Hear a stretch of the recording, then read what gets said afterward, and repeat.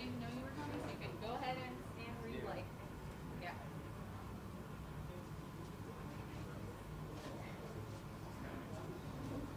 There's open a space. Right here. I'll take Vance's spot.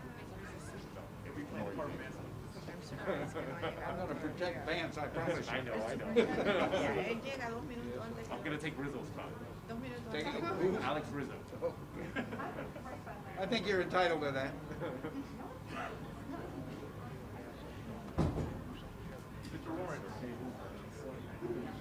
you may not know me. I'm Tom Fabricio. My father was here years ago. How are you? Good to see you. Ahora se ve con las mascarillas, ¿no? Como anda todo bien. Gracias. Thank you for all your We have to take care of the district.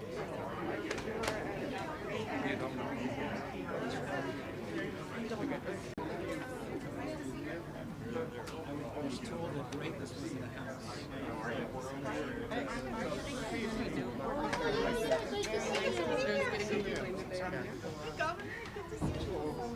My favorite lieutenant governor. There you are. Hi, how are you? Nice to see you. Thanks for coming. Well, thank you for hosting us to West Miami Middle School. I want to thank Principal Martin. I also want to thank Superintendent Carvalho for all their hard work. Miami-Dade County is the top performing urban school district in the country.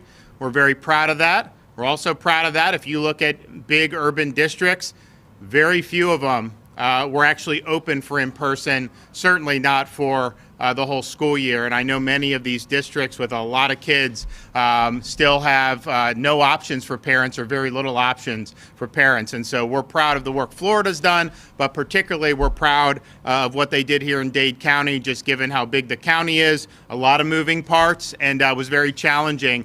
But I want to thank the principals and the teachers and the superintendent for stepping up.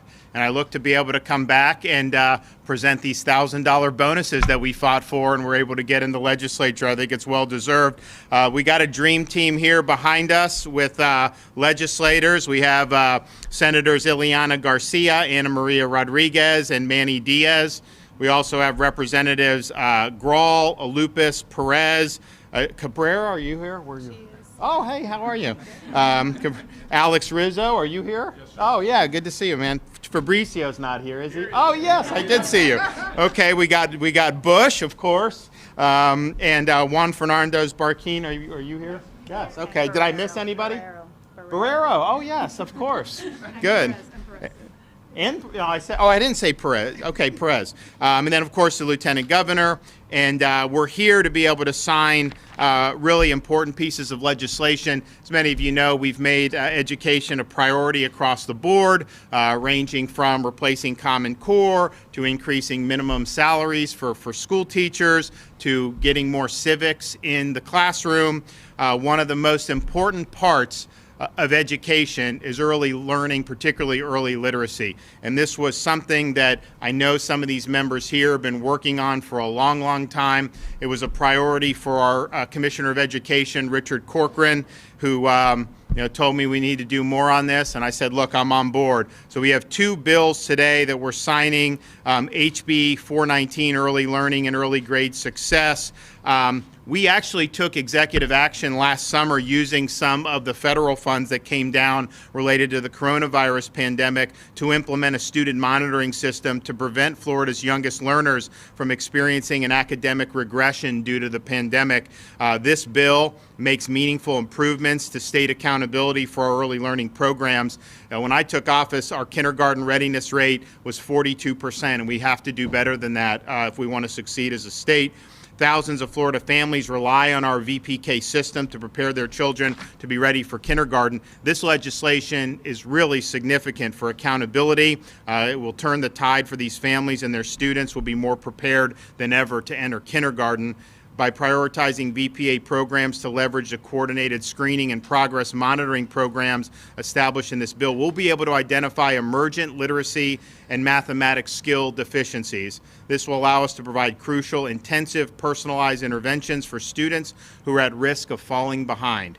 Bill establishes a timeline for phasing in a new VPK accountability system based not on one performance metric, but instead includes outcomes, learning gains, as well as observations from child-teacher interactions. We'll continue to build off the new VPK to 3 progress monitoring tool, and the other bill we're doing, HB 7011, will extend that tool all the way through grade 8. And this bill implements a statewide screening and progress monitoring tool for up to grades 8 to understand a student's academic deficiencies in real time and rapidly identify personalized interventions for students struggling in reading, math, and other subjects. The system will also monitor the impact of interventions to provide additional support to keep students on track and growing at grade level. Providing this data in real time will allow teachers to provide necessary and immediate interventions instead of waiting until it's too late. This bill also establishes the RAISE program, which is a coordinated system of regional literacy support teams to go into communities and provide pivotal reading supports where necessary. The program will also recruit top high school students to volunteer with high-need schools to help K-3 struggling readers gain those vital reading skills. And this initiative will not only benefit the students who need it most, but it will give the high schoolers the unique opportunity to impact others, all while gaining volunteer hours for Bright Future scholarships. So we believe in Florida that education is paramount. But this early learning is really, really significant. If you can make headway here, you're going to see a positive ripple effect continue through many, many years of these students being in our system. I want to thank Representative Vansel Lupus and Representative Aaron Grawl for what they've done. Also Senator Gail Harrell, who we were with earlier, as well as Ana Maria Rodriguez, who's with us here today, for their support and partnership in sharing this great vision for reshaping how students learn and providing them with a world-class education. This took a lot of effort, and these are really significant reforms, and I think they provide us with a way to improve readiness for kindergarten in particular, as well as progress monitoring through grade 8. So I'm excited to be here and sign. Before I do, though, we're going to hear from a couple legislatures. So Vansel Lupus, this is your show, so why don't you come up here and say a few things. Governor, I will never get tired of you saying early learning matters. This has been something that I've personally had the privilege of working on for more than a decade. And to have the leadership that we've seen in the governor's mansion talking about early literacy, talking about early learning, is something we've waited for a long time. So thank you, Governor. I want to touch on both bills. HB 7011, a bill focused on literacy and making sure that not only our students have everything that they need, but making sure that our teachers have the data and the resources that they need. And I want to publicly thank Speaker Sprowls, Chairman Latvala, for not only saying that literacy matters. I think we all know that literacy matters, but in a state that's made as much progress as we have in education reform, to still have 40% of our third grade public school students not reading at grade level, that is a challenge that we have to overcome. And what this legislation does in conjunction with HB 3, which is a book delivery program, what these pieces of legislation will do is ensure that we have the data, we have the resources we need to make sure that every child is reading at grade level by 2030.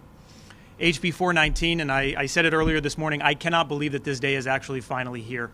I'm so happy that one of my closest friends and the the godfather of pre-K is in the room today, David Lawrence, who I didn't say grandfather, I meant godfather. I apologize. I will get punished for that later. But in all seriousness, the fight for pre-K came out of our community, and we should be very proud of that. And it's a program that serves 170,000 students every single year. But the dirty little secret of pre-K that we have fought for 10 years is that there's been no accountability in it. So I have been so honored and privileged to work alongside my closest friend in the legislature, Representative Grawl, as she has fought this battle for the last 3 years to bring real accountability, real quality to our state's early learning program. Because as the governor said, it's our responsibility to make sure that every child has that foundation that they need to thrive. And it needs to be available to every child in Florida. So, Governor, I am so honored to be here today, and I just thank you for your leadership, sir. Great. Good job. Senator Rodriguez. Good afternoon, and thank you, Governor DeSantis, for choosing West Miami Middle School as the backdrop for the signing of this very important bill into law. Kudos to Principal Martin and her team for welcoming us all today. As a mother of two school-aged boys, both of whom are here standing in the back with my husband, who struggled with reading, I know firsthand the importance of having the tools to measure literacy progress for our children so that we can intervene earlier and provide the necessary resources for them to succeed. It's been a distinct honor to partner with Representative Vansa Lupus and Governor DeSantis in assuring that Florida leads the nation in identifying and intervening in early childhood literacy. As with everything we do as public servants, let us never forget our mission to improve the lives of all Floridians, especially those most vulnerable as our young children. God bless you and have a great afternoon. Okay, Aaron Grawl. Thank you. Thank you, Governor. Thank you, Governor, and I want to thank the Governor and the Commissioner for their commitment to early learning. Representative Lupus and I were in Vero Beach a little bit earlier, and I made some of the same thank yous, and one of the thank yous that we often forget to make at these types of events is to our families. And I would like to thank all the families of all of the elected officials up here for the sacrifices they make in order that they may serve. I'd like to thank my family too, because we are all fighting for all of Florida's children and what's best for all of Florida's children, and I believe that the policy in 419 specifically is going to help parents make the best decisions for their children in a timely manner when we know that the early years are the most critical, and those decisions need to be made with the best information available. And it's such an exciting day to be here and to be celebrating our earliest learners and to see a state the size of Florida make that commitment to our earliest learners. So thank you all so much, and thank you to all of my colleagues up here who have made it a priority over the last number of years, and we look forward to the implementation of this great policy. Thank you. You guys missed the Vero. Erin had her baby at the press conference, gave her remarks with the baby. Baby was very well behaved, and I can tell you, I would not have been able to get away with that with Mamie. That's all I could. So we're going to sign. All right. So the first one is 7011. Today is, I believe, the 4th.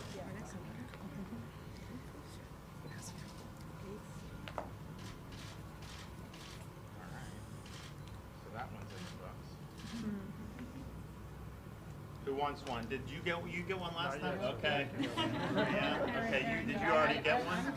Okay. Who else? That's that. Now we got 419. 4th. May.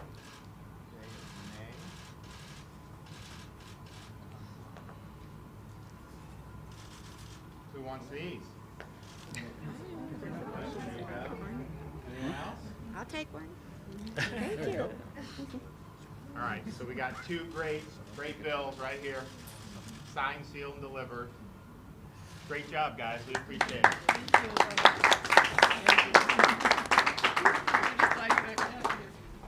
So that's a good day, but I figured since I'm down here, I might as well break a little bit more news. And so I am going to be doing an executive order to set the special election for Congressional District 20, Alcee Hastings seat. I've spoken with Laurel Lee. I know she spoke with both the Palm Beach and Broward supervisors. So we're going to do the primary for November 2nd, the general election for January 11th. I think that puts qualifying towards the end of the first week of September. And, I know as someone who ran for it before, there's a lot that goes into it. I know there'll be a lot of folks that want to run for it. So hopefully that gives them enough time to be able to get on the ballot and do what they need to do to be competitive. So we appreciate that. And take a couple questions. Glenna. Hello, Governor. Hi. Can we go off topic? What's that? Can we go off topic? You can go off topic. So would you rather run against Charlie, Chris, Nikki Fried, or People said Charlie, Chris, and I was just asking myself, what party is he going to run in this time? I mean, he's on a Republican, I know, lost before, Independent, Democrat. But then I look at his voting record in the Congress. He has voted this Congress with Nancy Pelosi 100% of the time. So he probably could give it a run and be credible with the Green Party even. So who knows? Look, all we're going to do is continue to lead, do a good job for the state. I'm excited at the legislation we've been able to do. We're going to be able to sign a lot of great bills. If you look at our fiscal situation, as you guys know, they always redo the estimates for the revenue. So they kept doing it higher and higher throughout the last year, and I was one of the few that had confidence Florida was going to do well. And we ended up, actually, people said my budget was rosy. I undershot what we've actually done. But they redid the estimates the second week of April for the remaining 3 months of the fiscal year, April, May, and June. And as of right now, our collections in April were $750 million above the revised estimate from just less than a month ago. And so that's going to be another $1.5 billion, maybe even $2 billion that none of us were even accounting for when we just did this budget that's going to end up by July 1st. So we could very well have $10 billion in reserves, which the state's never had, and that's not counting the excess federal money that obviously the legislature didn't spend all of the stimulus money. That's not even counting that. Our budget stabilization fund, rainy day fund, we never touched a penny of it during COVID. We've doubled it. So if you look at a state that's doing what we need to do with water resources, Everglades, education, infrastructure, we're really, I think, going in a good direction. And you contrast that with many of these other states that made much different decisions over many years, but particularly over the past year. There's a reason why people want to be in Florida and why people don't want to be in some of these other places. Staying on this topic.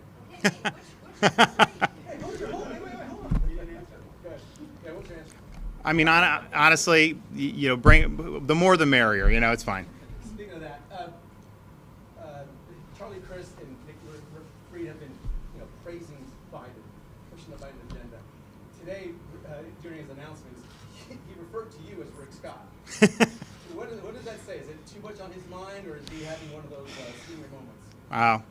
When you run for office that many times over 3 decades, I'd probably get confused with who I'm running against too. So, but look, anytime there's an open office somewhere, you can bet someone like a Chris is probably going to be slithering around for it. So that's fine. But we're just going to keep doing what we're doing. And they've basically been criticizing me nonstop for a year. You go back and look what they would have done. We would not be sitting in this school if they had their way, because they would not have opened the schools. Let's just be honest with that. That would have left hundreds of thousands of kids in the lurch. And leadership matters, and these elections matter. You just mentioned a topic I wanted to touch on.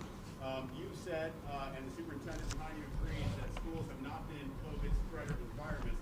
But a lot of that, according to the experts, is because of the behaviors in school. Kids wearing masks, kids spread out, kids washing hands. Your Secretary of Education has said he wants to see all the kids in school next year without wearing masks. Do you agree?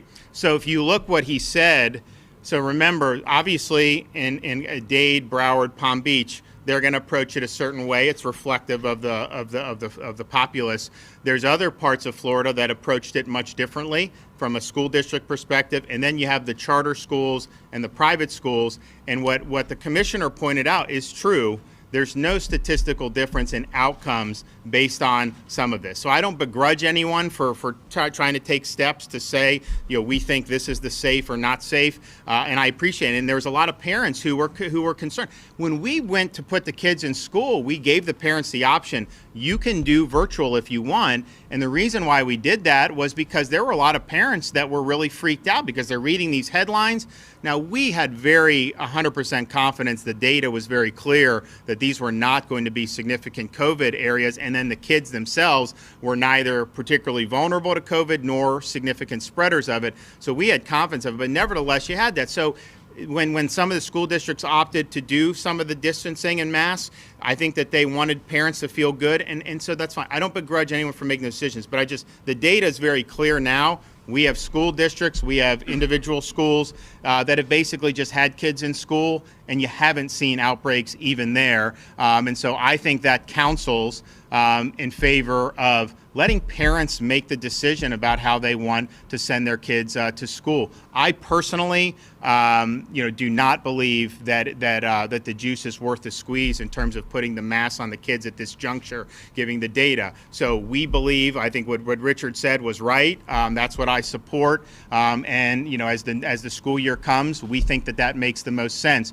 There are other countries that have had kids in school the whole time too, that have done much different mitigation or even very little mitigation. And I also think that we have an opportunity here with vaccines being so plentifully available. All adults in Florida and throughout the country have access to this. I mean, that's really elderly and people with comorbidities, adults. That's really where COVID has wreaked the most havoc. We've gotten a huge percentage of our elderly. Of course, we put seniors first. We were criticized for that, if you recall, but it's worked. We have far fewer hospitalizations among senior citizens.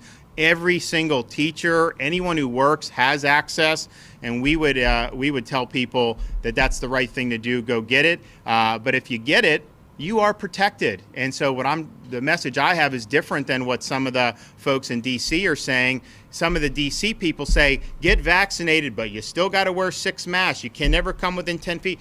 Well, then the message that sends to people is that the vaccine doesn't work. I think the data is great on the vaccine. I think it works. I think if you get it, you're protected, and I think you should act protected. And our problem in this country right now is going to be too little demand. 4 or 5 months ago, it was the supply.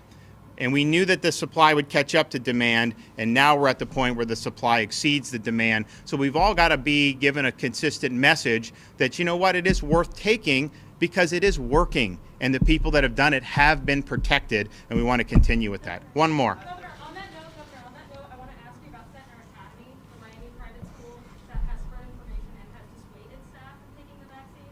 And in some cases even they did have a policy that says they intend not to employ anyone who has taken the vaccine.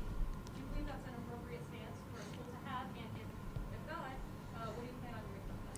So we banned vaccine passports. The bill I signed yesterday, I think that was very important because you don't want a society in which just to do basic things, restaurant, movie, go on an airplane, that you have to be producing proof of this. A lot of times you'd have to be giving it to private companies who will data mine. There's a whole host of things that it ends up going out. The bill did not discuss and did not get into employment mandates in either direction. And my view would be, it wouldn't be appropriate to mandate or prohibit in either direction. But we also understood that there's a lot of background law that goes into that.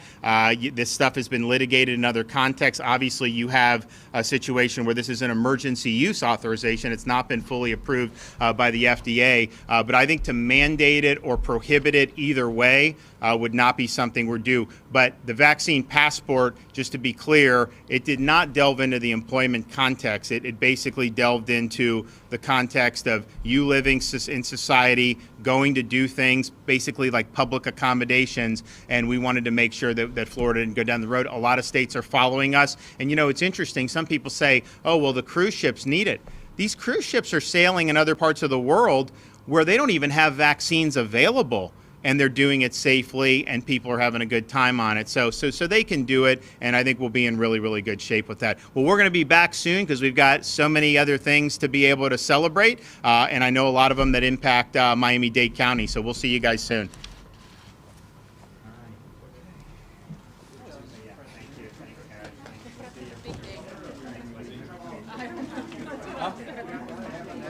Yeah, give me just 1 second. See you. All right, we'll see you. Okay.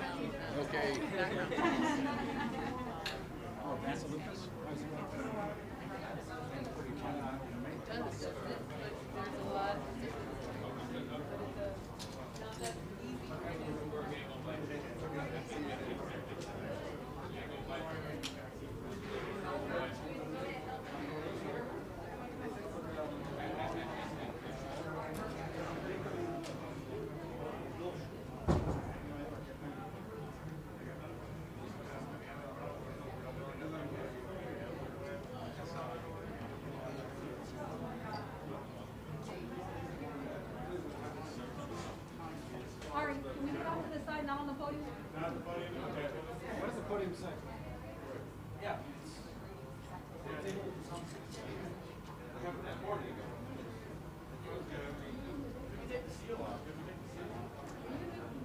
The seal stays on there? So you take the seal off and use it every week.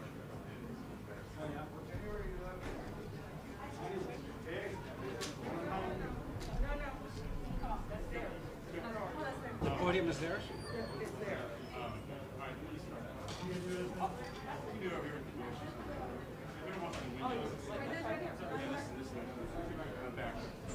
Anybody else in Carvalho, guys? Are you on the robot? Can we just, you're connected to the robot? Can we just pull it off? Yes. Oh, yeah. We're not.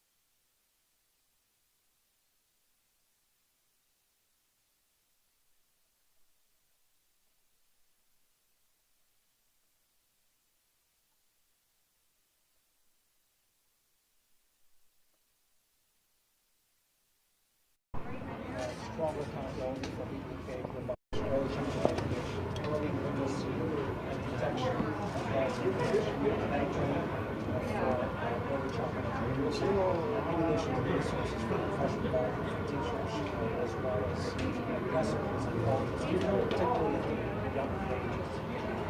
We all know that to address achievement gaps, it's better if you do it upfront, which is to address the barriers for education. That's something we can say.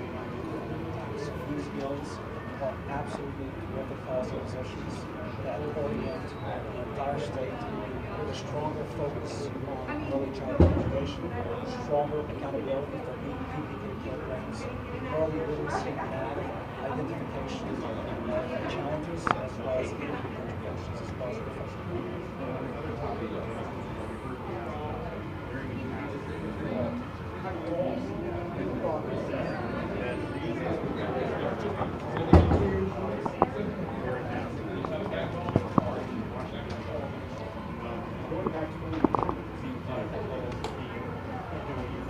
I think we all aspire to a new level of normalcy. We all do. However, we have to recognize the environmental conditions that we have our communities. I think the governor respects that. He said, I've committed to it. Obviously, the South Florida community has been at levels of positivity higher than the rest of the state. And I do agree that the reason why the positivity rates inside schools are lower, the reason why there are safe spaces is because there are strict protocols in place. So my position and the position of our medical experts and public health experts that advise the school system and the board is a very simple one. We're going to continue to monitor the conditions here locally. We obviously know that yesterday's executive orders do not apply to school districts. We also know that there's a request that going into next school year, 21 school year, that masking of students and employees be optional rather than mandatory. That's a question we need to bring to our medical and public health expert task force, and based on the conditions at that time, the appropriate decisions will be made. The information is made by science, and we're not going to duplicate the information. And that day, our county revenue started, you were actually as a high school, non-campus school. What do you think of that remedy? Absolutely. So we've been in conversations with the county for a couple of weeks, Miami-Dade County government, on the designation of at least 3 sites where vaccinations will be administered to students, employees, and relatives of employees on certain days of the week. It is our goal also to open these tentative bills at this point at least one weekend per week, a weekend day per week, to anyone in the community wishes to be vaccinated at our sites. Obviously, a key reminder, individuals 16 and 17 years of age, actually between 16 and 18, they will require parental consent in the presence of the parent for any vaccination application. So we're going to be partners in the community. We expect to start our process later part of this week or earlier part of next week. On campuses? On campuses. Well, these are third-party administration through the county, will be on site of the school, may not necessarily be inside the school, may be on mobile units, but within the school units. Anybody else? One second. All more in Spanish.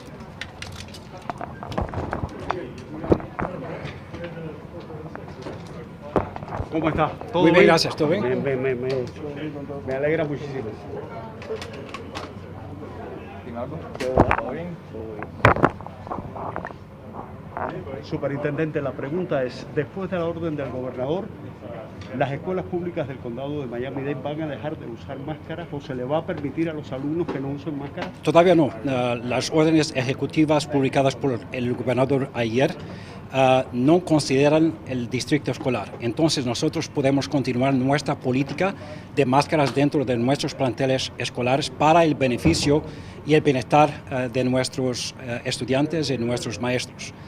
Claro, para el año siguiente, el año escolar de 21-22, vamos a considerar la política escolar de máscara para nuestros niños debido consultando con los expertos médicos de salud pública y considerando las condiciones ambientales y las condiciones de salud en nuestro condado.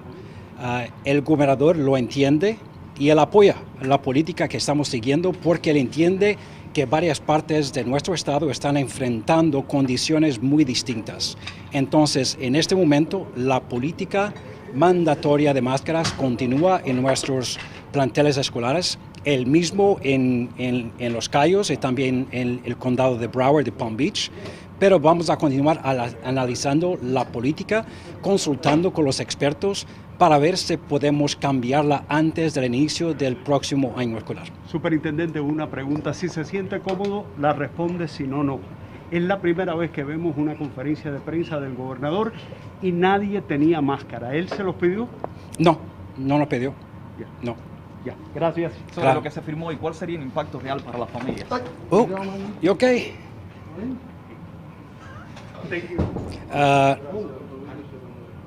El impacto será un impacto muy bueno para las familias porque son leyes muy importantes para el proceso de aprendizaje, principalmente para los niños más pequeños, los niños en kinder y pre-kinder, especialmente para detectar las fallas en lectura y matemática y para desarrollar e implementar las intervenciones necesarias para, claro, que todos los niños, principalmente los más jóvenes, puedan aprender y acelerar su aprendizaje. Y esto llega después de un año difícil, porque la pandemia ha impactado sin duda. La pandemia ha impactado dramáticamente el aprendizaje de nuestros niños, principalmente los niños pobres, los niños que todavía no hablan inglés en nuestra comunidad con un nivel de inmigración tan grande, y los niños con discapacidades. Entonces, estas leyes son muy importantes porque van a traer los recursos, el entrenamiento, pero también un nuevo proceso y método de enseñanza y detección de dificultades que muchos de los niños enfrentan.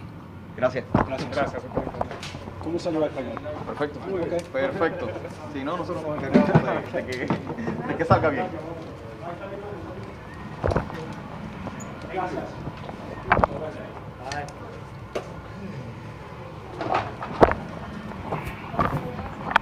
Yo no veía.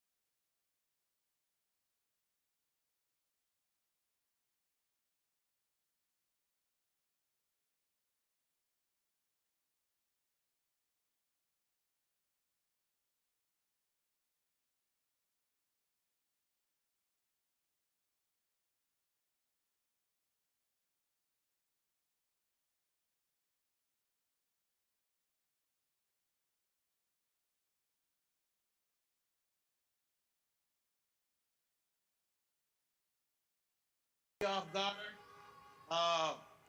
Everybody knew except me. My supervisors were in on it. They called me back to a location, and I'm heading up the street, and I see cars lined everywhere, and signs, and horns, and dogs wagging and barking, and kids telling me they love me, and my heart's about to jump out of my body, and the only thing I can think of is trying to find the escape route. And there was none. No. So the story went viral and caught a lot of people's attention. Obviously, that's why I'm talking to you. What's the response been like? People, now you have more people even than that parade. Wow, yeah, Ellen, a lot of things that I'd never expected in my life. You know, I'm an old country boy from Powhatan County, and this one thing, it kind of ballooned. You know, I did this segment for the inauguration. I got to introduce Bon Jovi during the inauguration. And now I'm talking to Ellen, but you know, it's kind of gradually. I'm getting used to it now. Yeah, sure. It was a shock at first. Sure, I'm sure you're getting used to it. It's lovely for people to tell you how much they love you. I know you thought the parade was everything. We have a little surprise for you. Take a look at this. Hi, Mr. Anthony. We are so thankful to have you as part of our Halsey community. We appreciate everything you do and all the packages you deliver with a smile on your face. Thank you so much for your service.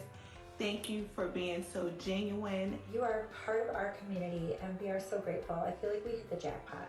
I really appreciate you. Thank you for sending all the mail to us every day. We do love you. Thank you for everything that you do. The risk that you've incurred to do this through a pandemic isn't something that you signed up for, but you've done it with a smile on your face. Thank you so much for taking care of our pets and giving them treats. Thank you for being an awesome person and giving us hope as a world that people like yourself still exist during these difficult times. Always smiling, always willing to lend a hand, and no matter what might be going on in your life, no one knows anything other than how wonderful you are to them. You are the best. Bye, Mr. Anthony. We love you. Bye-bye. Wow. Well, we also sent you a package to say thank you for all you do. Patty, your neighbor, is there. Patty, bring in your package, please. My friends at Shutterfly love helping people like you. They know you're trying to save money to send your son to college, so they want to give you $10,000. Oh, my goodness. Oh, my God.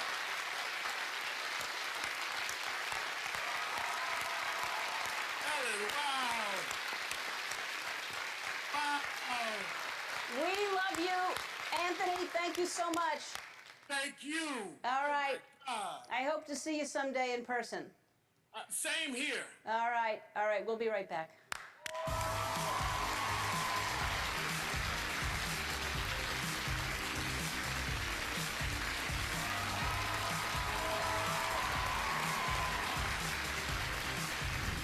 So I realized the problem in our country, one of the major problems, Ellen, there's a communication barrier.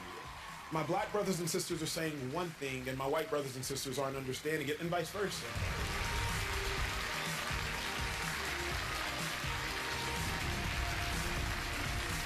Times are difficult right now. We get it. And if you've been injured in an accident, that makes everything worse. Call Paston Levine now and let our attorneys help you get the compensation you deserve. We're here to help, even remotely. Call us now at 1-800-24-7-CRASH. You just want to meet your new niece. Here she is.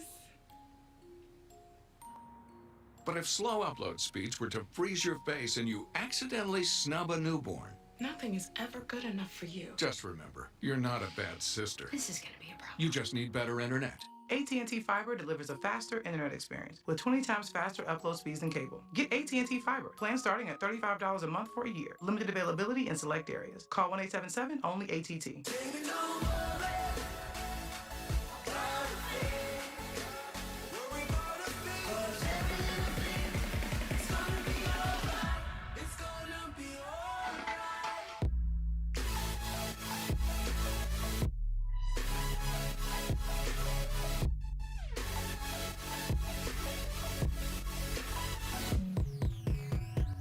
This is my message. Call 1-800-SANDALS. Sun shining, musiquita, and a little rum and cola pinchos. That's right. It's the return of the chicken pinchos at Puerto Tropical. Grilled chicken, peppers and onions. Only this time brushed with our sweet and tangy ramen cola barbecue sauce. And you know we take our sauces seriously. It's perfect on a crispy chicken tropic chop or drizzle it on just about anything.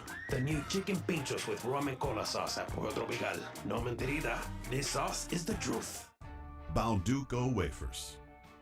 Light and crispy with 3 delicate layers of cream.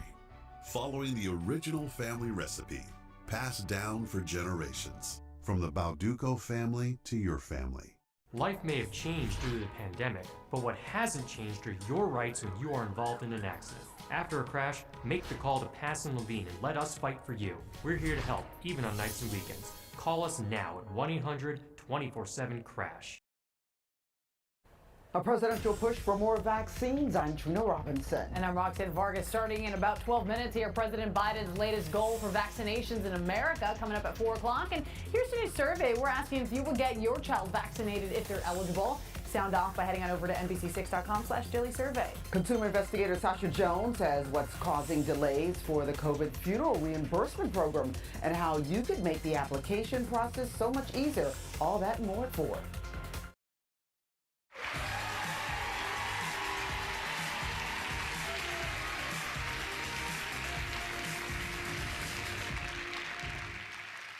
Our next guest went from being an NFL star to a New York Times best-selling author. His new book is called Uncomfortable Conversations with a Black Boy. It's out today. From Dallas, Texas, please welcome Emmanuel Acho.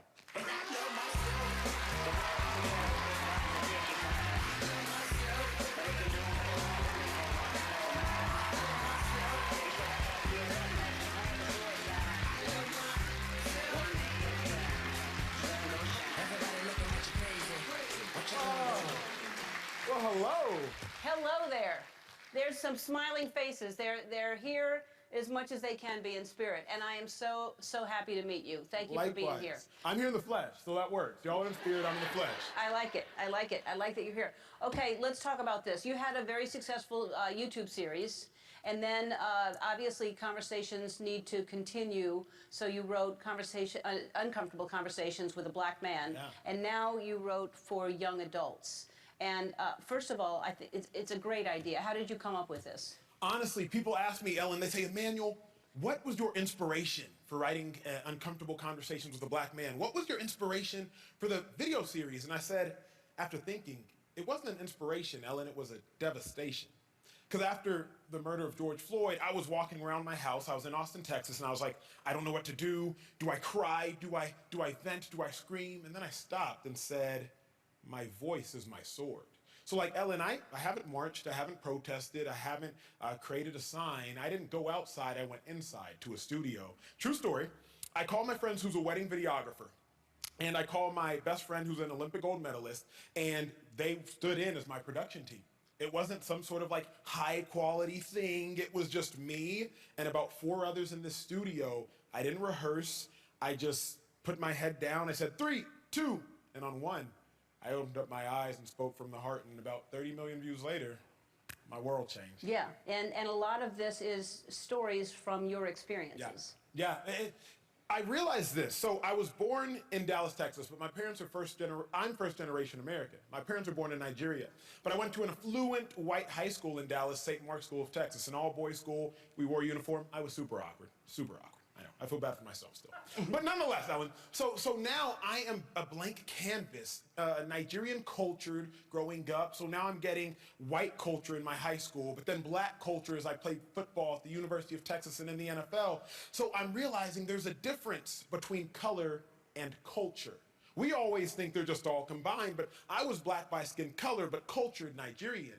And so I realized the problem in our country, one of the major problems, Ellen, there's a communication barrier. My black brothers and sisters are saying one thing, and my white brothers and sisters aren't understanding it, and vice versa. My white brothers and sisters are saying one thing, and my black brothers and sisters aren't understanding it. And I'll say it like this. Ellen, if you can go back to high school, remember your Spanish teacher, your foreign language teacher, they would say, if you want to be fluent in a language, you have to immerse yourself in the culture. You can have a Spanish-speaking friend, ain't gonna be fluent in Spanish. You can listen to Spanish music, you ain't gonna be fluent in Spanish. You gotta go immerse yourself in a Spanish-speaking country. I was immersed in these different cultures, and so now I just try to stand as a bridge of reconciliation for the betterment of our world. And you're doing it. You're doing it. It's amazing. So,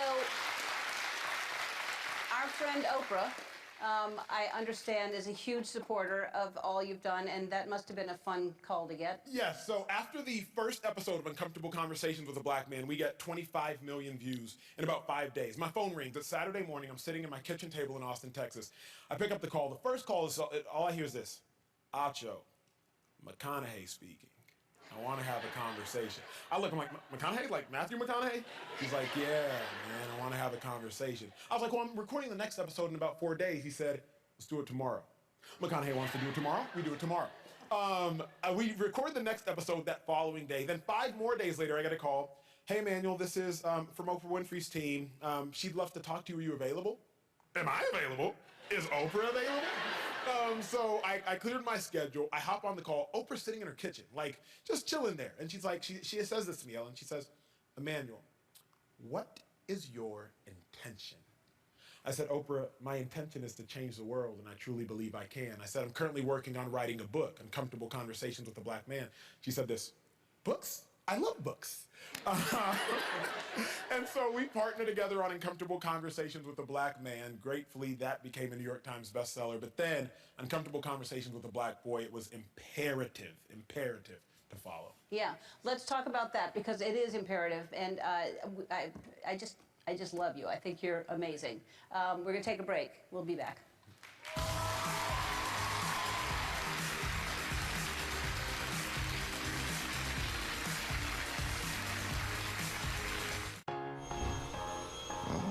That's a low price. Oh, that's a low price.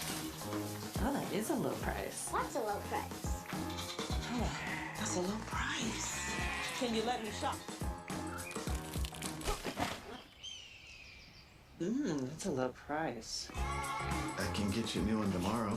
At Amazon, anytime is a good time to save. What can I do with less asthma? With Dupixent, I can do more beginner's yoga. Namaste. Surprise parties. Aw, you guys. Dupixent helps prevent asthma attacks. For free! So I can do more of the things I love. Dupixent is not for sudden breathing problems. It's an add-on treatment for specific types of moderate to severe asthma that can improve lung function for better breathing in as little as 2 weeks and can reduce or even eliminate oral steroids. And here's something important. Dupixent can cause serious allergic reactions, including anaphylaxis. Get help right away if you have rash, shortness of breath, chest pain, tingling, or numbness in your limbs. Tell your doctor if you have a parasitic infection, and don't change or stop your asthma treatments, including steroids, without talking to your doctor. Are you ready to do more with less asthma? Just ask your asthma specialist about Dupixent.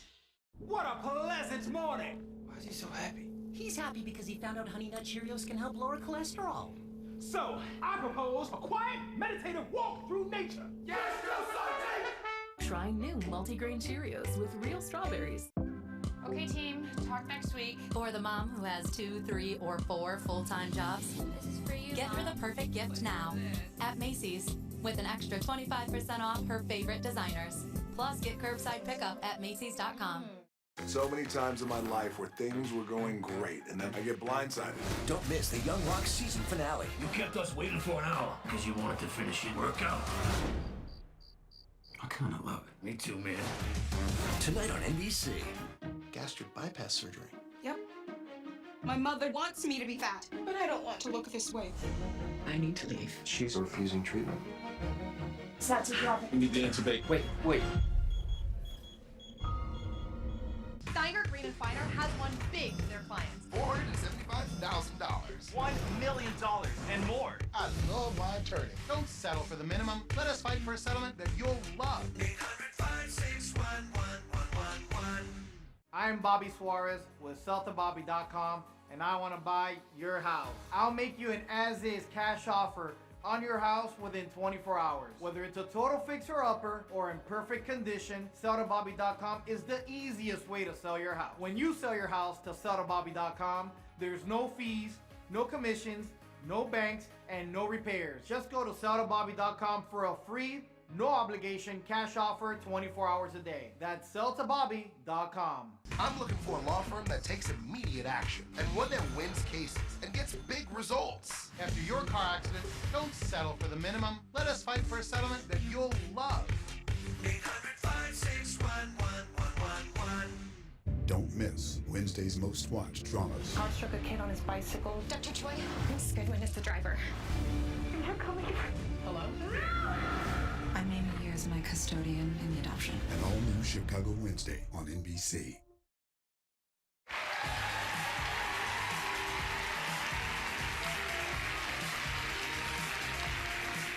We are back with Emmanuel Acho. So as you were saying just before we went to break, it was really imperative to write a book for young adults, not just for grown adults. So why is that? Let me put it very simply. Racial ignorance and racial insensitivity, it can manifest itself and give birth to racism. So as a young adult, we're just racially ignorant. We're racially insensitive. Ellen, remember, I was at a affluent school, primarily white, and I often heard this. Emmanuel, you don't even talk like you're black. Emmanuel, you don't even dress like you're black. Or Ellen, Emmanuel, you're like an Oreo. Black on the outside, white on the inside. So I had an identity crisis. Remember, my parents were born and raised in Nigeria. There's not racism, everybody black. And so I got an identity crisis. I'm like, I think I'm black, but they said I'm like an Oreo, black on the outside, white on the inside. They didn't mean to be intentionally emotionally killing me, but they were. So I said, if I can help educate the next generation so that people don't have to go through what I went through of these identity crises, and I wasn't alone.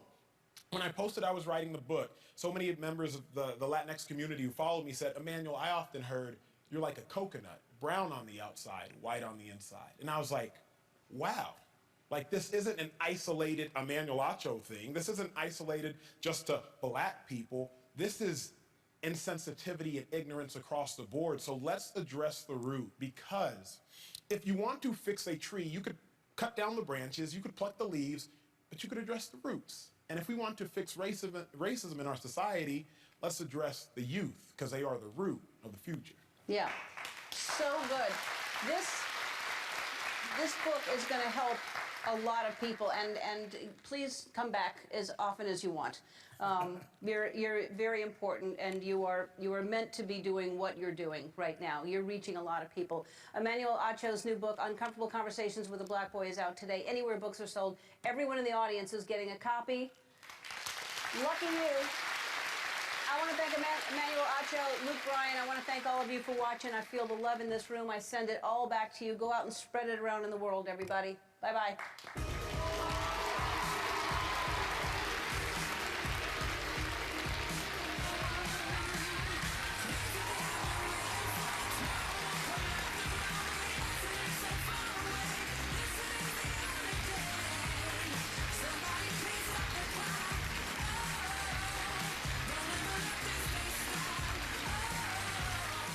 Anyway.